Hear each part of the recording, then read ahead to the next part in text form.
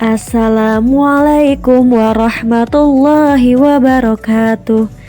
Apa kabar anak soleh dan soleha? Semoga anak-anak diberikan kesehatan selalu oleh Allah Subhanahu wa Ta'ala. Amin. Bertemu kembali bersama Bu Is Dahriam. Sebelum belajar, mari kita membaca doa belajar bersama-sama ya nak. Angkat tangannya. Bismillahirrahmanirrahim. Rabbi jidni ilma warzuqni fahma. Amin ya rabbal alamin. Baik anak-anak, hari ini kita akan belajar fikih, yaitu mengulang kembali pelajaran atau materi tata cara membersihkan diri atau istinja. Anak-anak, ibu harap anak-anak simak video berikut ini sampai habis ya nak. Pengertian dan hukum istinja. Menurut bahasa, istinja adalah bersih atau terlepas dari penyakit. Nah, menurut hukum Islam, istinja adalah menghilangkan kotoran dan najis setelah buang air besar ataupun kecil. Pengertian lain, istinja adalah membersihkan hal-hal yang keluar dari kubul dan dubur dengan air, batu, atau sejenisnya. Nah, hukum istinja adalah wajib bagi setiap muslim setelah buang air. Karena segala yang keluar dari alat kelamin adalah najis, maka harus dibersihkan nak. Jika tidak dibersihkan, maka itu merupakan najis. Kita lanjut ya.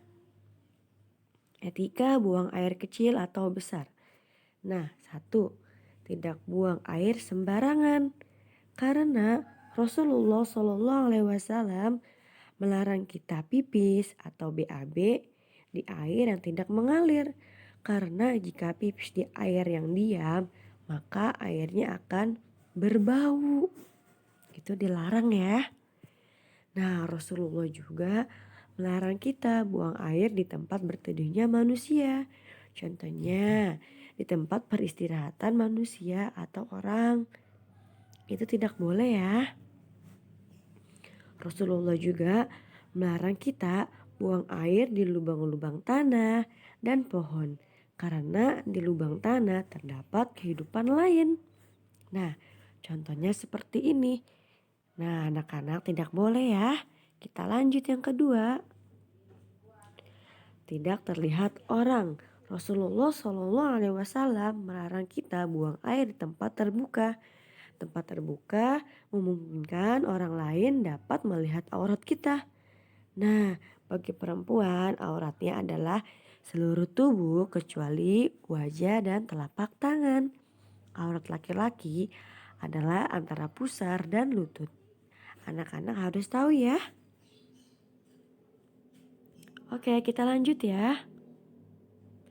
Yang ketiga, membaca doa masuk WC atau kamar mandi. Nah, biasakan masuk toilet mendahulukan kaki kiri dan membaca doa masuk kamar mandi. Bagaimana bunyinya? Bismillahirrahmanirrahim. Allahumma inni a'udzubika minal khubusi wal khaba'is. Nah, ketika buang air kecil atau besar, kita tidak boleh menghadap kiblat atau membelakanginya. Ketika keluar dari toilet, maka kita juga dianjurkan untuk membaca doa. Bismillahirrahmanirrahim. Ghufranaka alhamdulillahilladzi azhaba annil adza wa afani. Baik, lanjut ya.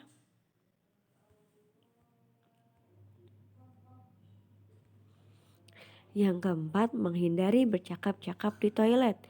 Nah, ini kita tidak boleh berbicara atau berbanyak bicara di dalam toilet.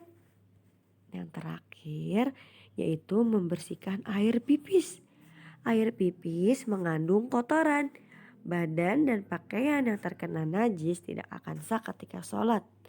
Maka membersihkan air pipis atau BAB itu harus dibersihkannya dengan benar ya nak. Nah, di sini ada alat-alat istinja. Alat untuk membersihkan dari kubul dan dubur. Yang pertama yaitu air, tisu, kapas, dan batu. Nah, jika tidak ada air atau dalam keadaan darurat, kita boleh memakai tisu, kapas, atau batu. Ya nak? Nah, hal penting yang perlu diperhatikan ketika istinja. 1. Tidak beristinja dengan tulang atau tinja.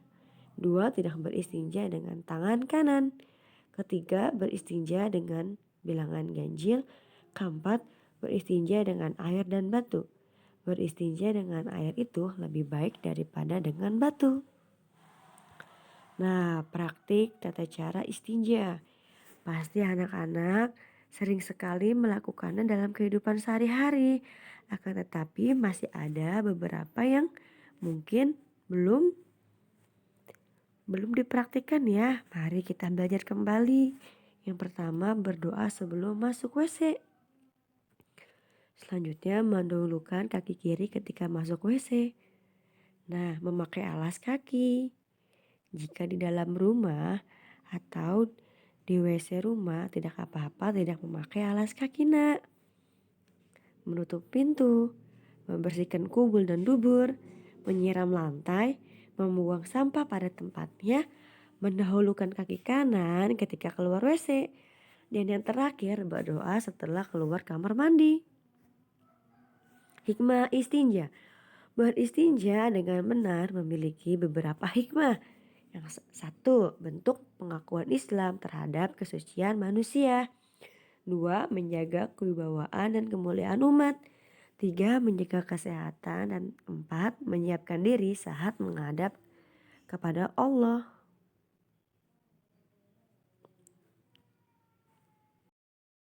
Alhamdulillah, materi review hari ini telah usai. Insya Allah minggu depan kita akan memulai materi baru. Anak-anak tetap semangat belajarnya dan beribadahnya tetap semangat juga. Nah, tatim bihamdalah. Alhamdulillahi rabbil alamin. Wassalamualaikum warahmatullahi wabarakatuh.